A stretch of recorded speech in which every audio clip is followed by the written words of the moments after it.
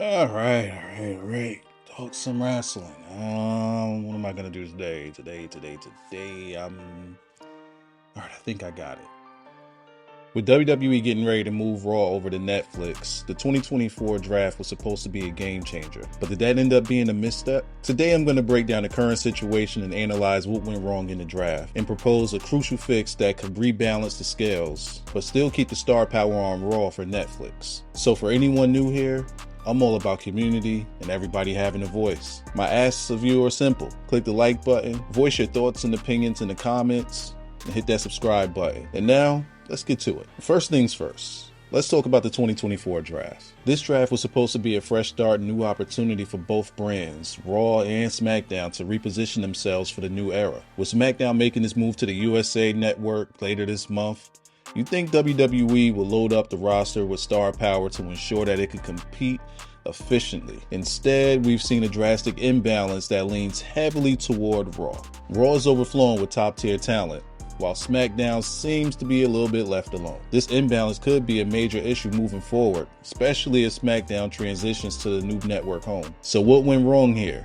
Is WWE's strategy flawed? Is there something that we're missing? Or did they drastically underestimate the availability of Roman Reigns and whether or not Cody can hold an audience long enough? Let's take a closer look at SmackDown's current roster and why it's struggling. Right now, SmackDown's mid-card is in desperate need of reinforcement.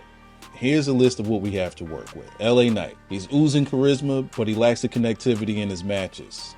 Is he enough to carry the load alone? Santos Escobar. Talented, but something seems to be missing with him. Carmelo Hayes. A rising star, but is he ready to be a cornerstone? Jacob Fatu. His name is enough said. Potentially a huge asset. Logan Paul. A part-timer which doesn't do much for consistency. Excellent talent, but he's not there. Shinsuke Nakamura, non-existent. Cedric Alexander, also non-existent. The gap in star power and presence is glaring. SmackDown's tag team division is robust, but the top guys and mid-card scenes are severely lacking. So, how do we fix this? I have a bold suggestion. I want to move 5 key wrestlers from Raw over to SmackDown to rebalance this roster. Here's who I'd move and why. Braun Strowman. To make an immediate impact, I bring in Braun Strowman. With his size, his presence will be felt immediately. No Diddy though. Over on Raw, outside of his current work with Bronson Reed, he won't really have much to do other than playing helper to little people being bullied. He hasn't been positioned as anything, and with there being so much going on at the top of the card, there's just no room for him over on Raw. So over on SmackDown, I think that they could recreate the things that made Braun Strowman special. Chad Gable with the American Alpha. That's the name of their tag team, right? I think. There's something about the blue brand and brighter lights that's just calling for Gable. Maybe it's because that's where Team Angle and Angle shine the brightest. And I think that that'd be a good look. Or maybe it's his energy. It's just made for that type of setting. Gable needs to be on a brand where he can truly progress his character and be at the top of the division. Right now, Chad's more of a small fish that needs to be in a small pond. He can grow most where there's not too many moving parts around him and he's trying to find a spot. He should be the spot. His energy is a big piece of what's lacking on SmackDown. The matchups he could have with Jacob, Santos, and Carmelo could be epic. Along with Gable comes American Alpha. I don't think that that's their American Made is their name. That's their name. All right, moving forward. And they can add even more beef and muscle to SmackDown's tag team division.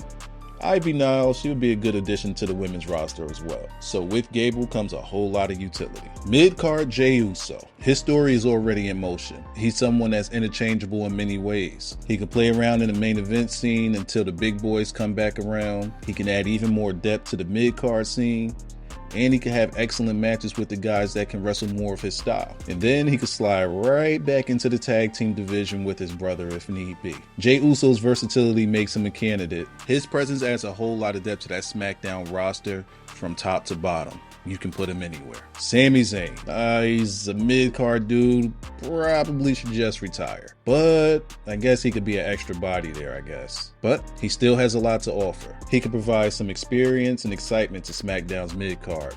His in-ring skills and storytelling, those haven't diminished, and those could be exactly what SmackDown needs to create compelling new storylines. Last but not least, we got Finn Balor, but before we do, let's get the Judgment thing out of the way. All they need from that is Dom. The big head dude is a decent addition, but I think he's just made to be a tag team guy at this point. Dom can split away and do his solo thing with Liv for a good while. Plenty of storyline stuff that we could get from them in the mid-card. But the big bacon here is Phil's bacon. No Diddy Wiser, damn. There's still so much money that could be made with him. If he can make Judgment Day a cool faction and then branch out as a babyface and bring back the Demon, maybe we could have a nice 3-year run with Finn in a prominent spot. He's a character that's a jack of all trades. You could possibly stick him with Baron Corbin as a muscle or Alexa Bliss to play off with on the mic. And I think that that'd be good balance to help him progress in areas where he's weak. Finn's potential remains untapped. Moving him over to Smackdown with Judgment Day could revitalize that brand. Now let's discuss the impact of these proposed changes. By bringing these wrestlers over to Smackdown, we could see a more competitive and dynamic environment. This shift will balance the talent pool, enhancing both storylines and match quality. Raw will still retain its star power, but SmackDown will be more competitive, making for a better overall product for the fans. Of course, these changes aren't without controversy. I know that I stacked the tag team and women's division by doing this. To help with the potential lack that they might be left with over on Raw, they can have Bayley, Naomi, and Pretty Deadly. Here's our rosters by division after the realignment. In the mid-card, we'll have LA Knight, Santos Escobar, Carmelo Hayes, Dom, Sami Zayn, Chad Gable, Braun Strowman, and then you'll have Jacob Fatu, who you could put in either the mid-card or the main event. He could be interchangeable. Jey Uso, also interchangeable. Logan's part-time. Nakamura and Cedric still non-existent. We're not all that worried about them. In the main event, we'll have Cody Rhodes, Randy Orton, Kevin Owens, AJ Styles, and then we'll have Finn Balor. We'll have Roman, Jey Uso, Jacob Fatu, because interchangeable. Jay, if I didn't say that already, interchangeable. And Solo Sikoa, I guess by default. Hell, every now and then you can have Braun Strowman show his face. Now we bring this to a close. WWE's 2024 draft has created noticeable imbalances between Raw and SmackDown. By making these suggested changes, WWE could address these issues and create a more engaging and competitive environment. It's a bold move, but it could be exactly what's needed to ensure both brands are strong and entertaining as WWE transitions into its new era. That's all I got for today's video. What do you think about these proposed changes? Do you believe SmackDown needs a boost, or do you have other ideas that could fix the imbalance? Let me know your thoughts down in the comments below. And if you enjoyed this video, don't forget to put a like on it, subscribe if you're new, hit the notification bell, and thanks for tuning in. Also, if you have any video ideas or other things that you would want me to touch on, Alright, we gotta put a stop to him. I'm gonna make a video on, let me know in the comments once again, and I'll see you in the next video.